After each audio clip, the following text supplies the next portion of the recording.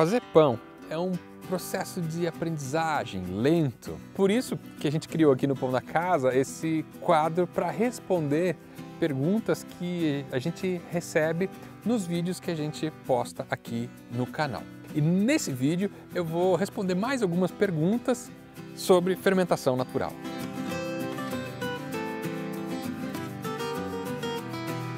Quando você retira a sua isca de fermento natural da geladeira, você alimenta e retorna a isca para a geladeira? Não. Quando eu retiro meu fermento natural, minha isca de fermento natural que estava lá na geladeira dormindo, eu alimento ela e deixo em temperatura ambiente, fora da geladeira. Porque se ela volta para a geladeira, os micro-organismos vão continuar com o metabolismo muito baixo, quase dormindo. Então, fica fora da geladeira por cerca de 8 a 12 horas, que é o tempo que ela precisa para crescer. É nesse momento, quando ele estiver bem ativo, cheio de bolhas, que eu tiro uma parte para fazer pão e guardo de volta na geladeira a isca para fazer pão na próxima semana. Pergunta 2. Qual a farinha que você utiliza para alimentar o seu fermento natural? Eu utilizo farinha branca orgânica, sempre essa mesma farinha.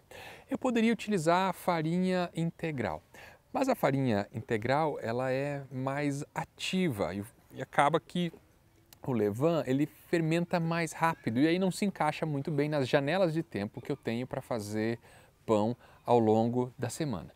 Por isso que é a minha preferência usar sempre a farinha branca. Agora você pode alimentar o seu fermento com farinha integral se for a sua preferência.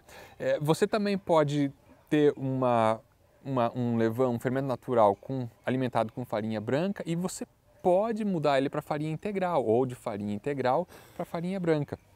Não há nenhum problema. As pessoas costumam perguntar sobre que marca. É melhor você se manter firme ou fiel a uma marca para que esses organismos, esses micro-organismos, eles se acostumem com aquele tipo de alimento. Terceira pergunta, posso usar um fermento natural alimentado com farinha branca para fazer um pão integral? Pode, não há problema nenhum. Se você utiliza um fermento natural alimentado com farinha branca e vai fazer um pão integral, o que vai acontecer é que ele vai ficar um pouco mais claro. Da mesma forma, se você tem um fermento alimentado com farinha integral e for fazer um pão de massa branca, ele vai ficar um pouco mais acinzentado. Então não há problema nenhum. Se você quiser, você pode manter dois fermentos, um alimentado sempre com farinha integral e outro com farinha branca. Eu tenho um só e costumo utilizar esse fermento para todos os pães que eu vou fazer, mesmo que seja pão integral ou um pão branco. Pergunta 4. Qual o melhor momento para usar o fermento natural? Logo após que você alimentou ou mais tarde, depois que ele já está mais fermentado? Quando você alimenta o fermento natural, o volume de massa de farinha e água ele aumenta. Num determinado período, ele vai atingir o pico máximo, o volume máximo, e a partir disso, ele volta para o estágio inicial. Quando ele está no volume máximo, a gente costuma dizer que esse fermento está maduro. O melhor momento para você utilizar o fermento natural depende, depende do sabor do pão que você quer. Algumas pessoas preferem utilizar o fermento natural mais jovem, antes de ele chegar a esse ponto máximo de volume, principalmente se você quer um pão menos ácido. Outras pessoas já preferem utilizar ele já no ponto mais maduro, esse fermento mais maduro.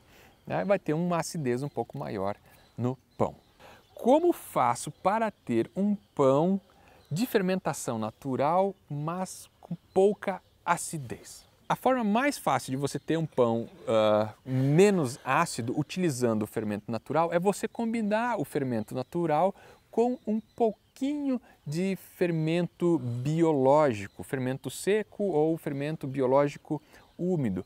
Em que proporção?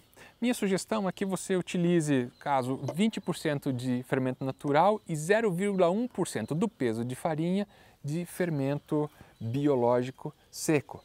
Então, vamos imaginar que você tenha 1 kg de farinha, você vai colocar 200 gramas de fermento natural e 1 grama de fermento biológico. Essa é uma possibilidade. A segunda forma, como eu estava comentando na resposta anterior, é você utilizar o fermento natural um pouco mais jovem. Mais jovem não significa que você tirou da geladeira, alimentou e já na sequência vai fazer o pão. É importante deixar o fermento ele crescer um pouco, as leveduras se aclimatarem, perceberem que a temperatura está subindo, começarem a se alimentar, a se reproduzir, e aí você utiliza, mas utiliza ele mais jovem, sem atingir a maturidade, que seria o ponto máximo do volume de farinha e água dentro do seu pote.